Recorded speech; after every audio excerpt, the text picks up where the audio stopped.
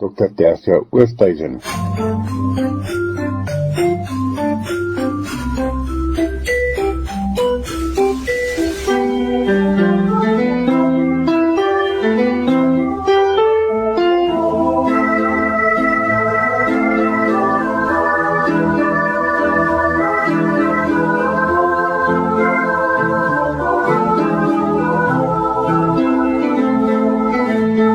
Lig op geestesgesondheid, Dr. Tersia Oosthuizen van die Noordwes Universiteit, bedryfs- en voorligtingsielkundige. Goeiemôre Willem, goeiemôre luisteraars. Ek gaan graag voort met die tema van genade en ek gaan kyk na verskillende uitvloeisels, maar ook verbintenispunte tussen deugde, die lewe en genade. Iets wat deel is van deugde is ons persoonlike sterktes waaroor ons beskik. En ek gaan dan ook agterna genade as een van hierdie persoonlike sterktes uitlig. Maar waar ons gaan begin vandag is om 'n bietjie te kyk weer na selfgenade.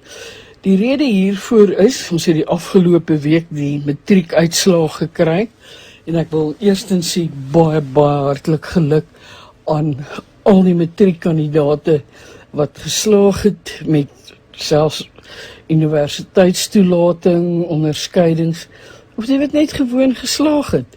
Nog steeds baie geluk.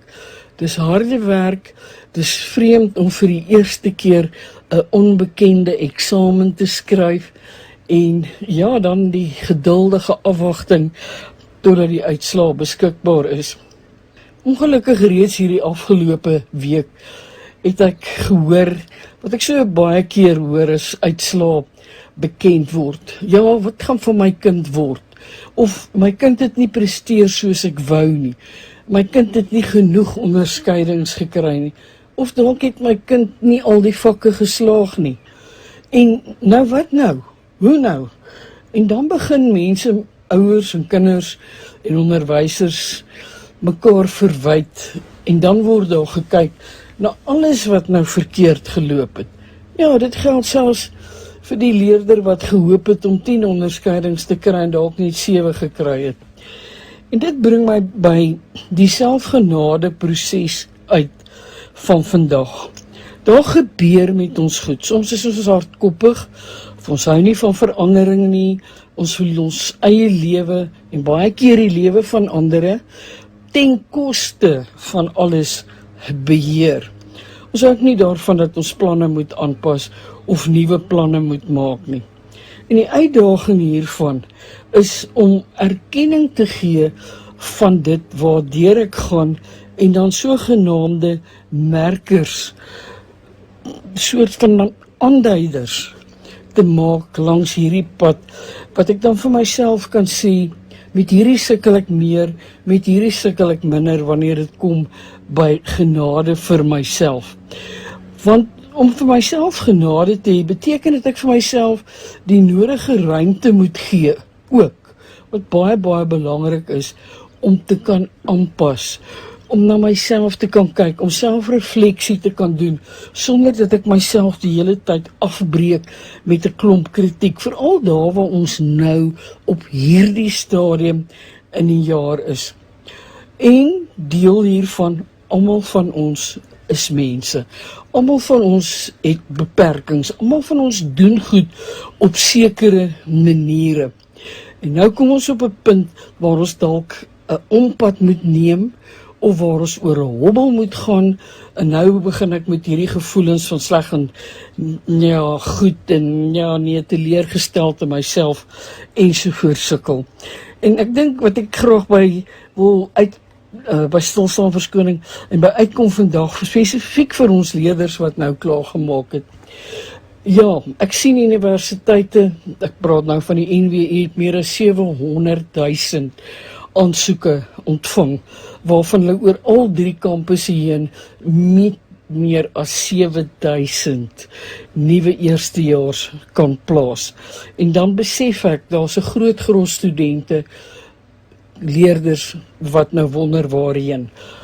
En onthou altyd, die sogenaamde verdere onderwys en opleidingscolleges waar jy beroepsgerigte studies kan volg, wat vir jou uiteindelik baie meer werd kan wees as baie grade. Om 'n graadkursus aan die universiteit te doen is nie die beste, hoogste, ek wil amper sê, mees belangrike nie. Nee, om vir jou 'n studie te kan uitkap wat vir jou uiteindelik geld in jou sak kan bring. Dit is wat belangrik is. En ek het die afgelope tyd beleef met die koste byvoorbeeld van die elektriesien. En die elektrisiens word opgelei by hierdie verdere onderwys en opleidings of TVET colleges, of wat ons hulle ook al wil noem. Ek is deel van 'n WhatsApp groep waar daar verlede jaar in totaal seker hier om en by 9.500 verskillende poste landswyd geadverteer is. So daarmee saam is die boodskap, daar is werk. En baie van hierdie poste is werk vir persone wat by die TVET of die verdere opleiding en onderwys verskoning colleges opgelei is. Goed, dit bring my dan by die punt uit, waar staan ek vandag in terme van wat ek wou bereik het, al my harde werk van graad 12, of in my lewe in totaliteit versus waar ek vandag staan, en hoeveel genade het ek vir my in hierdie proses. Luisteraars en Willem, wat kan ons dan nou doen? Ek gaan vir ons by 3 spesifieke aspekte stilstaan, maar voor ek dit sê, wil ek net 2 goed sê. Sover ons onsself genade toelaat, wees bewus van klein oorwinningkies, waar ek iets gedoen het, moeite gedoen het, en dit bereik het wat ek wou. Al is dit iets baie gering en baie klein, wees dankbaar en bly daaroor. En dan om deernis vir myself te hê, beteken ek ontwikkel hieruit 'n klomp veerkragtigheid. Baie keer moet ons miskien 'n bietjie stil staan. Ons kan so maklik deernis hê vir 'n ander met 'n probleem het. Maar as ons by onsself kom, is ons baie krities. Hoe sou ek byvoorbeeld 'n vriend wat deur 'n soortgelyke uitdaging gegaan het, hanteer het? Wat sou ek gedoen het? Wat is die woorde wat ek vir hierdie persoon sou gesê het? Goed, die 3 aspekte wat ek by ons wil laat in terme van hierdie selfvergifnis op hierdie stadium, vir waar elkeen van ons onsself nou bevind, is vergifnis, deernis en dankbaarheid. En een van die belangrike aanhalings is, vergifnis is dit wat jy nodig het om van die grond af te kom ten einde te kan hoop. Ons draai hom om. As hoop vir jou vlerke gee, dan is vergifnis dit wat jy moet gebruik om van die grond af te kom om te kan vlieg. Dit gee vir jou buigsaamheid. Vergifnis is 'n aanhoudende, voortdurende oefening. Selfvergifnis in plaas van selfkritiek. Selfvergifnis help jou om nie skaam te wees, om nie skuldig te voel nie, om vir jouself te kan sê, ja, ek is 'n mens, ek het ook foute gemaak, ek het ook goed gedoen wat nie reg uitgewerk het, maar ek is 'n mens. En soos ons van tevore vir mekaar gesê, ek wandel met die lig tot my beskikking op 'n sekere stadium. Vergifnis is ook 'n baie belangrike element om in ons interpersoonlike verhoudinge, gesonde verhoudinge te handhaaf. Die tweede is deernis, en ek gaan agterna 'n bietjie langer hierby stil staan. Deernis is daardie ripple effek, daai uitkring effek wat ek kry as ek 'n klippie in die water gooi. Een aktiwiteit van deernis lei tot verdere aktiwiteite van deernis, nog verdere aktiwiteite, nog verdere aktiwiteite. Want in deernis is daar 'n groot klomp selfbegrip vasgevang.